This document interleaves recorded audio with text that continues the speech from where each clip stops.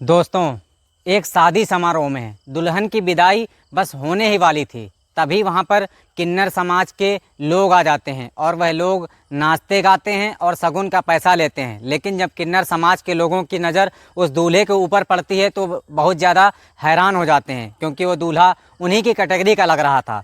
वो दूल्हा भी एक किन्नर जैसा दिख रहा था। अब दोस्तों, लड़की की शादी तो हो चुकी थी उस लड़के से और विदाई का समय भी आ चुका था। इसलिए किन्नर समाज के लोगों को किसी से कुछ कहने की हिम्मत नहीं हो रही थी। लेकिन यहाँ पर एक लड़की की ज़िंदगी का सवाल था, इसलिए किन्नर समाज के लोग सोचते हैं कि चाहे कुछ भी हो जाए, लेकिन इस लड़के के असलियत का जो पता है वो लड़की वालों को तो बताना ही होगा। अब दोस्तों, सभी किन्नर थे वो अपने अपने स्तर पर जांच पड़ताल करने की पूरी कोशिश करने लगते हैं, लेकिन उनको कोई भी कामयाबी नहीं मिलती है। उसके बाद वो लड़की के माता पिता के पास जाते हैं और उनको जाकर सारी बातें बताते हैं कि आप अपनी बेटी की शादी जिस लड़के से कर रहे हैं वो मर्द नहीं है, बल्कि वो एक किन्नर है। अब दोस्तों, लड़की के माता पिता के यह बात सुनते हुए कि वह एक किन्नर है, उनके पैरों तले से ज़मीन खिसक जाती है। लेकिन फिर किन्नर लोग कहते हैं कि आप एक काम करिए, कोई एक्शन लेने से पहले आप लोग अपने स्तर से जांच पड़ताल कर लीजिए, कहीं ऐसा ना हो कि बारातियों में हंगामा हो जाए। तभी दोस्तों, घर की कुछ औरतें मिलकर एक बहुत ही खतरनाक प्लान बनाती हैं, जिसके मुताबिक वो लोग लड़की की भाभी की इज्जत को दांव पर लगाते हैं और घर के लोग लड़की के भाभी से कहते हैं कि आप एक काम करिए, आप दूल्हे को लेकर कमरे में जाइए और गिफ्ट देने के बहाने उसका सब कुछ चेक कर लीजिए। अब दोस्तों, वो भाभी के ननद की इज्जत का सवाल था, तो उसकी भाभी भी पीछे नहीं हटती हैं और दूल्हे को गिफ्ट देने के बहाने उसको एक कमरे में बुलाती हैं और अंदर से दरवाज़ा बंद कर देती हैं। उत्तर प्रदेश के मुरादाबाद की एक लड़की थी जिसका नाम प्रिया होता है। दोस्तों, उसकी शादी एक पुनीत नाम के लड़के से तय कर दी जाती है। लड़का लड़की दोनों एक दूसरे को अच्छी तरह से देखते हैं और पसंद कर लेते हैं। दोनों की शादी माता पिता की रजामंदी से मंदिर से तय कर दी जाती है।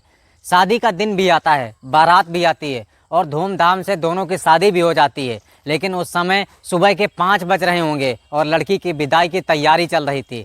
दोस्तों, आप लोग तो जानते हैं कि चाहे गांव हो या शहर, देहात हो, कहीं भी कोई स्थान हो, लेकिन किन्नर समाज के लोग हर जगह कोने कोने में पहुंच जाती हैं। और उसी गांव में एक बच्चा हुआ था, तो किन्नर समाज के लोग उसी रास्ते से होते हुए गुजर रहे थे। लेकिन जब रास्ते में शादी देखी तो उन लोग और वह लोग वहां पर पहुंच जाते हैं और किन्नर समाज के लोग वहां पर रुक जाते हैं और नाचना गाना शुरू कर देते हैं। दूल्हा दुल्हन के पिताजी से पैसे मांगने लगते हैं, जो कि सोचते थे कि हमें एक मोटी रकम दूल्हे के पापा से मिलेगी और दुल्हन के पिताजी के पास मिल ही सकती है, इसलिए वो लोग मांगते हैं। लेकिन दोस्तों, जब किन्नर लोग दूल्हे को आता हुआ देखते हैं तो उसको देखकर सभी किन्नर है ना आसपास में खुसुर पुसुर करने लगते हैं, क्योंकि जो लड़का था उसकी जो चाल चलन थी, उसका जो हाव भाव था, बात करने का तरीका था, उसके आँखों को मटका जो देखने का तरीका था, वो सब कुछ एक किन्नर की तरह लग रहा था। अब दोस्तों, किन्नर समाज के लोग उन लोगों को बहुत पुराना अनुभव था और इस कैटेगरी में रहते हुए वो उस लोगों को देखकर चुटकी में ही पहचान लिए थे कि ये दूल्हा किन्नर ही है और हमारी कैटेगरी का है। लेकिन दोस्तों, बात काफ़ी आगे बढ़ चुकी थी। दुल्हन के विदाई का समय भी नज़दीक आ गया था। जैसे ही पुनीत ने अपने पापा के साथ किन्नर समाज लोगों के पास आता है कुछ शगुन का पैसा देने, वैसे ही किन्नर समाज के एक लड़की का नाम रानी होता है और वो कहती है कि क्यों हीरो, शादी तो कर लिए, अब गुजर बसर कौन करेगा। और कहते हैं कि तेरा बेटा गुजर बसर करेगा, उसके बाप कहते हैं।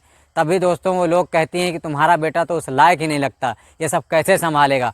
तभी लड़के के पिताजी को ये बात समझ में आ जाती है, कहीं ना कहीं इन लोगों को कुछ डाउट तो हो रहा है। इसलिए दोस्तों, तुरंत उसके पिताजी अपने पॉकेट से 1500 निकालते हैं और उन लोगों को हाथों में दे देते हैं और कहते हैं कि आप लोग हमारे बेटे को आशीर्वाद दीजिए और यहाँ से जाइए, ज़िंदगी सुखमय तरीके से बीत जाए, यहाँ से आप लोग चले जाइए। तो लेकिन दोस्तों, किन्नर लोग वहाँ से नहीं जाते हैं और लोग भले से मांगने खाने के लिए इंसान थे, लेकिन उन लोगों के अंदर एक दिल था, एक इंसान था। दोस्तों, वो लोग उस लड़की की ज़िंदगी बर्बाद नहीं करना चाहते थे, इसलिए वो लोग अपने स्तर से जांच पड़ताल करने की कोशिश करते हैं। तभी दोस्तों, पुनीत जो दूल्हा था, जहाँ पर खेत में लगा हुआ था टेंट, वहाँ पर बैठा था चारपाई पे, चारों तरफ से किन्नर वहाँ पर जाते हैं और उसको घेर कर बैठ जाते हैं।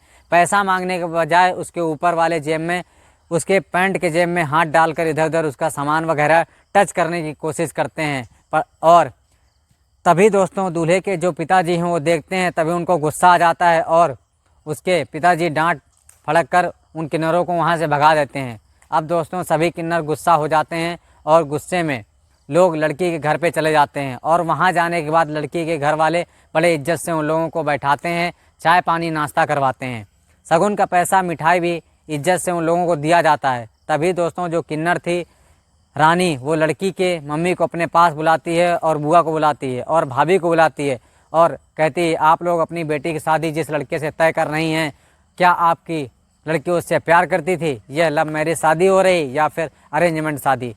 तब दोस्तों वो लोग कहते हैं कि नहीं, हम लोग एक लड़का पसंद किए थे, लड़का लड़की दिखावटी हुई थी, दोनों को पसंद आ गया है, इसलिए एक दूसरे की शादी हो रही है, ये एक अरेंज मैरिज है। तब दोस्तों रानी किन्नर कहती है कि जो लड़का है ना वो मर्द नहीं लग रहा, वो तो हम लोगों की बिरादरी का लग रहा है। आप लोग इसका असलियत के बारे में जानते हैं? आप लोगों को कुछ पता है? अब दोस्तों जैसे ही औरतें बात सुनती हैं तो वह बहुत ज़्यादा हैरान हो जाती हैं, कहती हैं कि तुम लोग क्या सब फालतू की बातें करते हो, ऐसा नहीं हो सकता है।